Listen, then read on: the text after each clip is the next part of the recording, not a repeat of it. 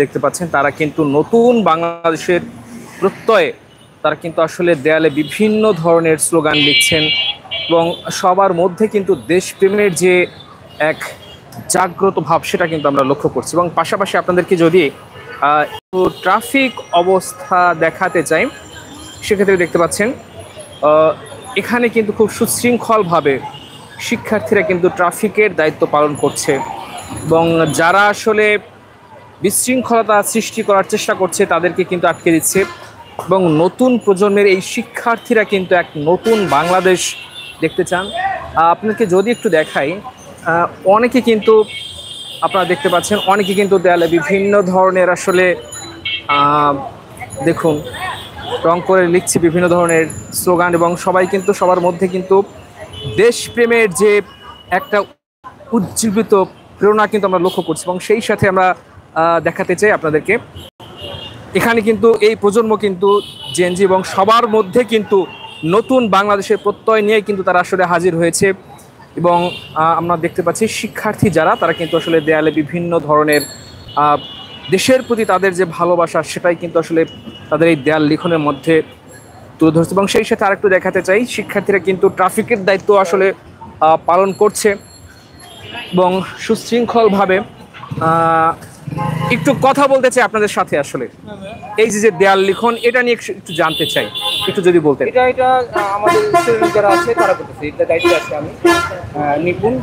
আর এখানে যারা ওদের সবার দেশত্ববোধ, দেশের যে ভালোবাসা সেই থেকে এরা এই কাজগুলো করতেছে। আর আমাদের ওদের ভালোবাসায় আমরা আসলে অনেক শিখতো। আশা করি এভাবে আমাদের বাংলাদেশ যতদিন জীবিত থাকবে এভাবেই থাকবে। আমরা এই সহজে আশা করি এই প্রত্যাশা। একটু শুনতে চাই আপনাদের কথা। আজকে এই যে স্লোগান লেখা হচ্ছে বিভিন্ন ধরনের দেয়াল লিখন, একটু শুনতে চাই আপনাদের কথা। দেয়াল লিখনের ব্যাপারটা একটু যদি বলতেন। আমাদের মনের অনুভূতিগুলো লিখতেছি, আসলে আমরা মানে আমাদের নিজের মানে অভিজ্ঞতা সেগুলো। আচ্ছা, ঠিক আছে। দর্শক দেখতে পাচ্ছেন এখানে কিন্তু এই প্রজন্ম কিন্তু দেশের প্রতি তাদের যে ভালোবাসা সেটারই কিন্তু আমরা লক্ষ্য করছি কিন্তু দেয়ালে দেয়ালে। এরপরে আর কোনটা আছে ওটা আমি বলতে পারতেছি না। এবং দেয়ালের যদি লেখনটা একটু বলি, নাটক কম করো কেউ দেখতে পাচ্ছি। এবং জেনজি অর্থাৎ এই যে প্রজন্ম জেনজি নামে পরিচিত তারা কিন্তু আসলে সেটাই কিন্তু আসলে লিখছে।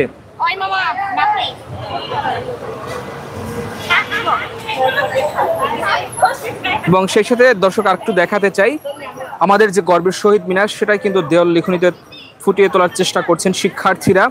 1952 সালের সেই রফিক শফিকদের সেই আত্মত্যাগ, ভাষা আন্দোলনের সেই প্রেক্ষাপটের একাংশ কিন্তু ফুটিয়ে তোলা হচ্ছে আসলে এই দেয়াল লিখনের মাধ্যমে।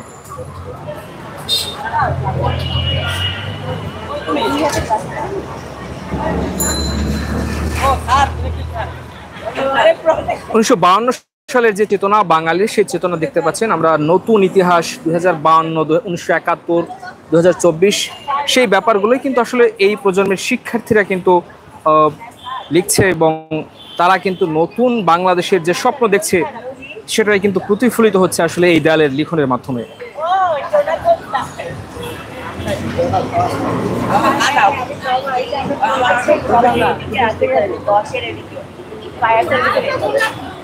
এটা গোলাপি হয়ে গেছে, তার এই যে ওয়ালে রং করতেছে। আচ্ছা, রং আনতে যাবো না? আপনারা আসবেন, আসেন স্যার, আপনাদেরকে আগে দেখি আমাদের ছবিটা দেখে দেন। হ্যাঁ হ্যাঁ স্যার, তোমাদের